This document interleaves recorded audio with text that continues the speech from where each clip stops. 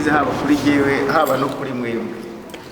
Kuri mwebwe bwa mbere mwavuze ko igitekerezo kimaze igihe kirekire kigiye kumara imyaka 3.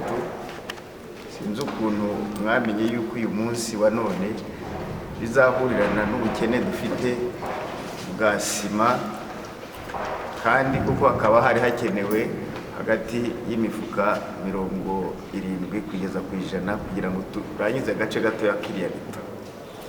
Ni surprise rero kuri mwebwe no kuri twebweho ni igitangaza.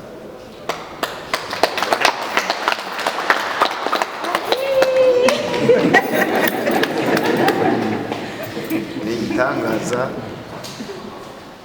gusa ndagira ngo mbabwire yuko tubashimiye kandi tubikuye ku mutima. Kubona umuntu wibwiriza, ubundi kenshi dukora ari uko umuntu atubwiye cyangwa atubwirije, ariko kubona umuntu wibwiriza gukora neza ntabwo bikunze kubaho. Murabizi nawe abantu bakora ari uko dukunze gukora ari uko umuntu atubwirije, genda ukore kiriya, zana kiriya, nibyo tumenyereye. Ariko kubona umuntu wibwiriza akavuga ati inka nzane kiriya ndabona bikwiriye, inka nge hariya ndabona bikwiriye, nkore kiriya ndabona bikwiriye, ntabwo bikunze kuboneka. Nk'iki gikorwa rero mukoze mubyibwirije, nibwira yuko twagombye kuzacyandika mu mateka ya hano.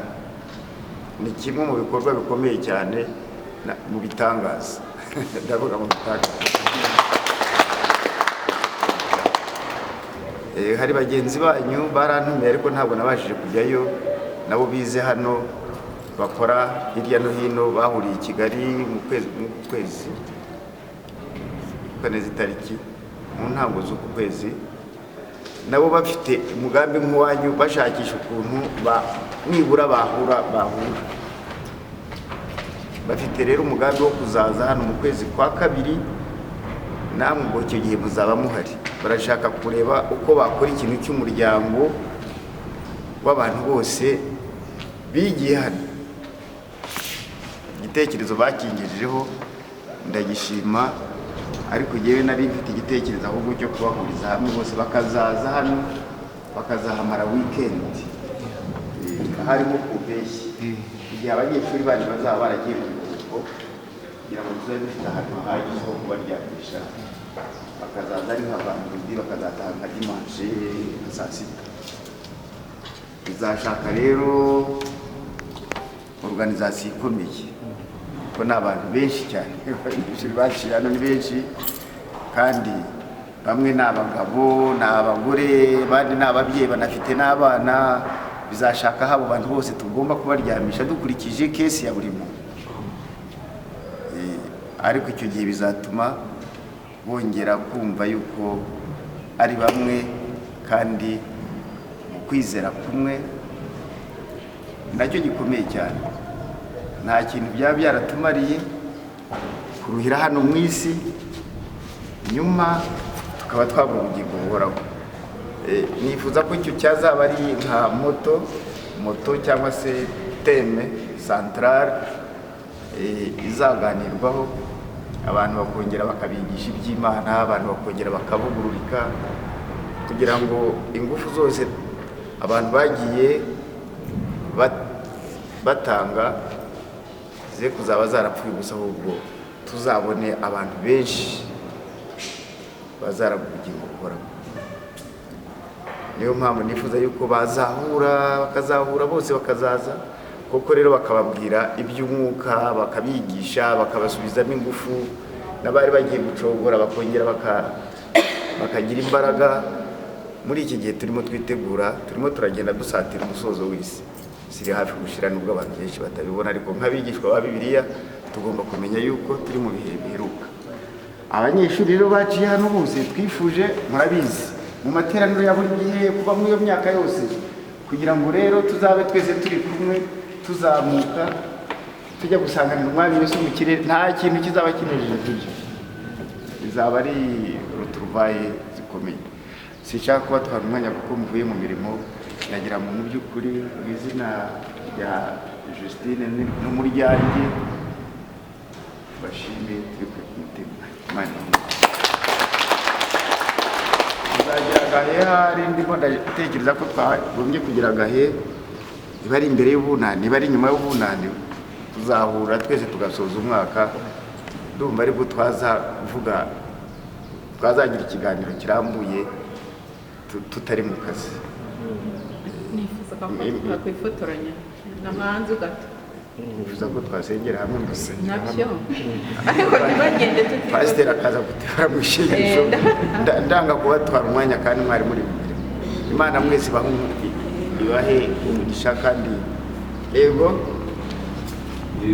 nanjye numvise ukuntu uyu mushinga mbega batangira gukura baganira n'uko nabonye byakozwe mu gitondo byashimye cyane nkagira ngo aho bipfungo ubundi ahantu hari ishuri ry'abarikuru hari universite hari umuryango mpuzabanyeshuri abantu batangiye biga aho ngaho kugeza igihe tutazi uwo muryango bita alumni aba ari uko ruzi iri tsinda riri aha ngaha bashushe nk'ababifungura nagira ngo ahubwo iyi ngiyi habonekamo n'abantu bayobora alumni hari abantu babaye mu mashuri n'universite zitandukanye bazi ukuntu ikora haba umuntu yihagarariye mu kigo umukozi wo mu kigo noneho ku buryo umunyeshuri wese wahize ubu ngubu mutangiye nk'ubu bikoze gutya iki gikorwa muracyandika igikorwa kikagenda kikagera no ku bandi bagenzi banyu bose noneho abantu bakavuga batari ko bakoze iki twakora iki alumni rero uko ngo buri mwaka noneho iyo umwaka wose ushize abanyeshuri baratera gukora amafaranga bagenda bakurikiza batanga mu mwaka bakavuga bati aha twize uyu mwaka tugiye kuhakora iki n'iki nk'ubashobora kuvuga bati tugiye kubaka nk'isale de classe bakayubaka kuko amafaranga bafite nk'uko batanze isimu bashobora kuvuga bati reka turebe noneho ku mafaranga abonetse tugiye kugura nk'inzugi za hejuru hose haba ari kubaka icyo kintu bakacyandika ndagira ngo rero icyo kintu uko ntakimaze kuko bagitekereje ko kintu ntagikunze duhereye aha ngaha mwakwiye no gukora icyo kintu cyitwa alumni kuko hari benshi bagize icyo gikora abantu biza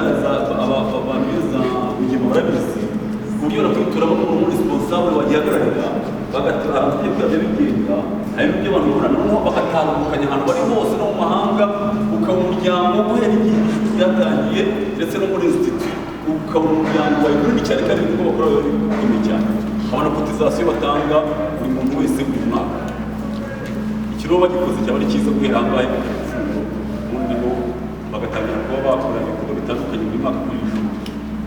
murakoze cyane ibyo akademiki kavuga ni igitekerezo gikomeye ubwo nari ndi hariya kuri University of Stanford hariya California ni university nini cyane ivuga ikazarenga za Nyanza ikazarenga za Roy ni ahantu hanini cyane hubatse mu buryo butangaje ariko ikintu cyashimishije baravuze bati ntureba ariya mazu yose yubatswe n'abanyeshuri barangije hano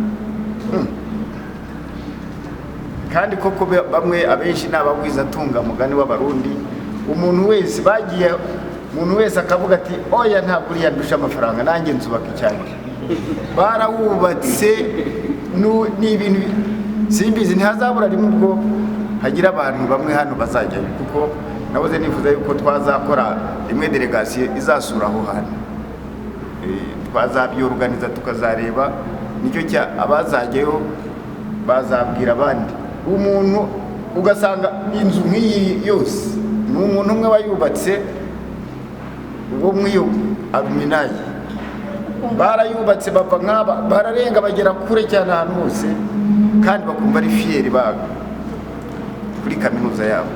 aho watweretse umuntu ngo urwashinze Google ikizu umuntu washinze Google ni umuntu wigiye kuri Stanford yahubatse inzu iteye ubwoba n'abantu alumni yabo irakomeye cyane n'aha rero bibaye igitekerezo nk'icyo ngicyo ubanza byaba umusemburo wazafasha n'izindi kaminuza alumni zabo umuntu wese wo muri alumni yabo akagira ikintu akora bitari no kubikora muri group nubwo kubikora muri group ari byiza hakagira n'ikintu umuntu akora no ku giti cye akurikije imigisha yamuhaye kandi yakomoye hahandi.